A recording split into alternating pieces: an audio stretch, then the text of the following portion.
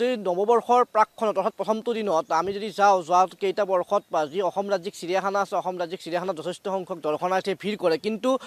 এই বছৰ যিহেতু ৰাজ্যিক চিৰিয়াখানাত কনষ্ট্ৰাকশ্যনৰ কাম চলি আছে নিৰ্মাণ কাৰ্য চলি আছে তাৰ কাৰণে কিছু দৰ্শনাৰ্থীৰ সংখ্যা কমিছে তথাপিও কিন্তু এতিয়াও দৰ্শনাৰ্থী এতিয়া আহিবলৈ আৰম্ভ কৰিছে আৰু ৰাজ্যিক চিৰিয়াখানাত প্ৰতিটো দিনতে আচলতে যথেষ্ট সংখ্যক দৰ্শনাৰ্থীয়ে ভিৰ কৰে আৰু এই মুহূৰ্তত আমি সেই পৰিৱেশটো দেখুৱাইছোঁ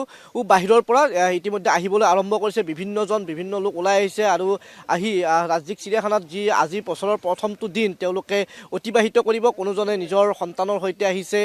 নিজৰ পৰিয়ালৰ সৈতে আহিছে আহি তেওঁলোকে ৰাজ্যিক চিৰিয়াখানাত দিনটো কটাব যিহেতু নিৰ্মাণ কাৰ্য মই উল্লেখ কৰিছোঁ আৰম্ভণিতে যে নিৰ্মাণ কাৰ্য চলি আছে ৰাজ্যিক চিৰিয়াখানাৰ নিৰ্মাণ কাৰ্য চলি থকাৰ কাৰণে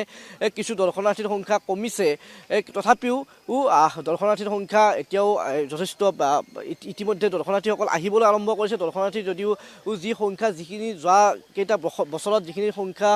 হৈছিলে সেই পৰিমাণ নাই যদিও কিন্তু এতিয়া লাহে লাহে আহিবলৈ আৰম্ভ কৰিছে আমি কথা পাতিবলৈ চেষ্টা কৰিম প্ৰথমতে আমি বাহিৰৰ পৰিৱেশটো দেখুৱাইছোঁ ইতিমধ্যে ইয়াত অস্থায়ী টিকট ঘৰৰ ব্যৱস্থা কৰিছে কিয়নো পূৰ্বৰ যি টিকট ঘৰ আছিলে সেই টিকট ঘৰ সলনি কৰিব লগা হৈছে ঠাই তাত নিৰ্মাণ কাৰ্য আৰম্ভ হৈছে আৰু তাৰ কাৰণে অস্থায়ী টিকট ঘৰৰ ব্যৱস্থা কৰিছে আৰু অস্থায়ী টিকট ঘৰত তেওঁলোকে টিকট দিয়াৰ ব্যৱস্থা কৰিছে আৰু যিসকল দৰ্শনাৰ্থী আছে তেওঁলোকে সেই অস্থায়ী টিকট ঘৰৰ পৰা টিকট কাটি টিকট সংগ্ৰহ কৰি তেওঁলোকে ভিতৰত প্ৰৱেশ কৰিছে আমি কথা পাতিবলৈ চেষ্টা কৰিম ক'ৰ পৰা আহিছে জানিবলৈ চেষ্টা কৰিম তাৰ লগতে আমি কথা পাতিম কি নাম তোমাৰ নাম কি জিন্তু ৰাভা ক'ৰ পৰা আহিছা ক'ৰ পৰা আহিছা বেটা গাঁৱৰ কি চাবলৈ আহিছা কি চাবা আজি ৰাজ্যিক চিৰিয়াখানাত চিৰিয়াখানাত হৰিণা চাম বাঘ চাম আৰু বহুত বস্তু চাম বহুত বস্তু চাবা কাৰ লগত আহিছা তুমি মায়েৰ লগত আমি কথা পাতিবলৈ চেষ্টা কৰিম আৰু এগৰাকী ৰাজ্যিক চিৰিয়াখানাত পৰিয়ালৰ সৈতে আজি আহিছে প্ৰথমটো দিন বছৰৰ নৱবৰ্ষৰ শুভেচ্ছা জ্ঞাপন কৰিছোঁ কি ক'ব বৰ্তমান আমাৰ ভালে লাগিছে এতিয়া চিৰিয়াখানা চাবলৈ আহিছোঁ আমাৰ ফেমিলি লৈ আহিছোঁ বৰ্তমান যেনিবা ঘূৰিবলৈ আহিছোঁ আজি নতুনকৈ আহিছোঁ যেনিবা সেইখিনি আৰু মই ক'বা নহয় নিৰ্মাণ কাৰ্য চলি আছে কাৰণে ঠিক আছে আগতে বৰ্তমান এই ক্ষেত্ৰত বেলেগ আছিল আজিকালি নতুনকৈ বনাই আছে সেইকাৰণে ভাল লাগি আছে বৰ্তমান যেনিবা নতুনকৈ নিৰ্মাণ চলি আছে সেইখিনি বহুত ভাল লাগিছে ধন্যবাদ আমি দেখুৱাইছোঁ ইতিমধ্যে বিভিন্নজন ভিতৰত প্ৰৱেশ কৰিছে আৰু বছৰৰ প্ৰথমটো দিনত এনেদৰে ৰাজ্যিক চিৰিয়াখানাত প্ৰতিগৰাকী ওলাই আহিছে এবাৰ আৰু চিৰিয়াখানাৰ যিটো পৰিৱেশ সেই পৰিৱেশটো তেওঁলোকে চাব বিচাৰিছে কোনোজন আহিছে নিজৰ পৰিয়ালৰ সৈতে কোনো অভিভাৱক অভিভাৱিকা আহিছে নিজৰ সন্তানৰ সৈতে আহি সন্তানক যে ৰাজ্যিক চিৰিয়াখানাত যিখিনি এই আচলতে জীৱ জন্তু আছে সেইখিনি দেখুৱাবলৈ চেষ্টা কৰিব আৰু যদি আমি কওঁ যে ভাৰতবৰ্ষত এনেধৰণে আচলতে যি প্ৰকৃতিৰ মাজত এখন চিৰিয়াখানা অসমৰ এখন চিৰিয়াখানা বুলি কোৱা হয় আৰু বিভিন্নজন আমি উল্লেখ কৰিছোঁৱে যে বিভিন্নজন আহিছে আমি দেখুৱাইছোঁ আৰু নিৰ্মাণ কাৰ্য চলি আছে মই উল্লেখ কৰিছোঁৱে যে ৰাজ্যিক চিৰিয়াখানাত নিৰ্মাণ কাৰ্য যিহেতু চলি আছে তাৰ কাৰণে কিছু অসুবিধাৰ সৃষ্টি হৈছে আৰু নিশ্চিতভাৱে এই নিৰ্মাণ কাৰ্য সম্পূৰ্ণ হৈ উঠাৰ পিছত এখন আটকধুনীয়া চিৰিয়াখানা ইয়াত যি সন্মুখভাগত নিৰ্মাণ হৈ উঠিব আৰু তাৰ পূৰ্বে এই এনেধৰণে আচলতে নিৰ্মাণ কাৰ্য চলি থকাৰ কাৰণে কিছু দৰ্শনাৰ্থীৰ সংখ্যা কমিছে আৰু যদি আমি বিগত বৰ্ষসমূহৰ কথা উল্লেখ কৰোঁ তেতিয়াহ'লে বিগত বৰ্ষসমূহত কিন্তু যথেষ্ট সংখ্যক লোকে ইয়াত ভিৰ কৰিছিলে বা যদি আমি 1 জানুৱাৰীৰ কথা কওঁ তেতিয়াহ'লে 1 জানুৱাৰীৰ দিনটোত বিভিন্নজন আহি ইয়ালৈ ইয়াৰ যি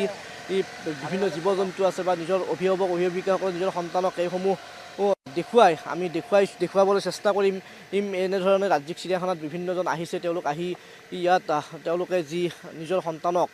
ৰাজ্যিক চিৰিয়াখানাৰ যিসমূহ বিষয়বস্তু আছে বিষয়বস্তুসমূহ দেখুৱাবলৈ চেষ্টা কৰিছে আৰু নিৰ্মাণ কাৰ্য চলি থকাৰ কাৰণে কিছু অসুবিধা হৈছে যদিও তথাপিও কিন্তু দৰ্শনাৰ্থীৰ সংখ্যা পূৰ্বতকৈ কম তথাপিও দৰ্শনাৰ্থী ইয়াত যথেষ্ট সংখ্যক লোক ইয়ালৈ আহিছে আহি তেওঁলোকে এই যি স্থান এই ৰাজ্যিক চিৰিয়াখানাৰ যি পৰিৱেশ সেই পৰিৱেশ চেষ্টা কৰিছে আমি পৰিৱেশ দেখুৱাবলৈ চেষ্টা কৰিছোঁ আৰু অস্থায়ী টিকট ঘৰৰ ব্যৱস্থা কৰিছে এই যি চিৰিয়াখানাত কিয়নো যি পূৰ্বৰ চিৰিয়াখানাৰ যি টিকট ঘৰ আছিলে টিকট ঘৰটো নিৰ্মাণ কাৰ্য চলি থকা হেতুকে তেওঁলোকে ভাঙি দিব লগা হৈছে আৰু তাৰ কাৰণে অস্থায়ী টিকট ঘৰৰ ব্যৱস্থা কৰিছে আমি কথা পাতিবলৈ চেষ্টা কৰিম ক'ৰ পৰা আহিছে জানিব চেষ্টা কৰিম মই ইয়াতে থাকোঁ ইয়াত পূৰ্বেও আহিছিলা চিৰিয়াখানাত ফুৰিবলৈ আহিছোঁ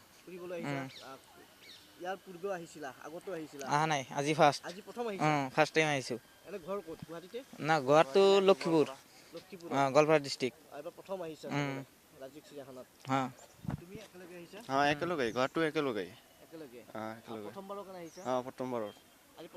প্ৰথম দিনটো ৰাজ্যিক চিৰিয়াখানাত কটাবা হয়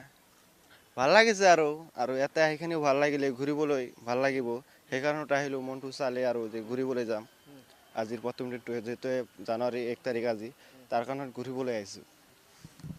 এনেধৰণে আচলতে ওলাই আহিছে যদিও ইয়াত মই উল্লেখ কৰিছোঁৱে যে নিৰ্মাণ কাৰ্য চলি আছে তথাপিও ইয়াত বিভিন্ন লোক ইয়ালৈ আহিবলৈ আৰম্ভ কৰিছে আৰু হয়তো সময় যিমানে আগবাঢ়িব সিমানে দৰ্শনাৰ্থীৰ সংখ্যা বৃদ্ধি হ'ব আৰু যিহেতু ৰাজ্যিক চিৰিয়াখানাত আমি উল্লেখ কৰিছোঁ যে বিগত বৰ্ষসমূহত যথেষ্ট সংখ্যক লোকৰ সমাগম হয় আৰু তাৰ কাৰণে স্কাউট গাইডো নিয়োগ কৰা হয় আৰু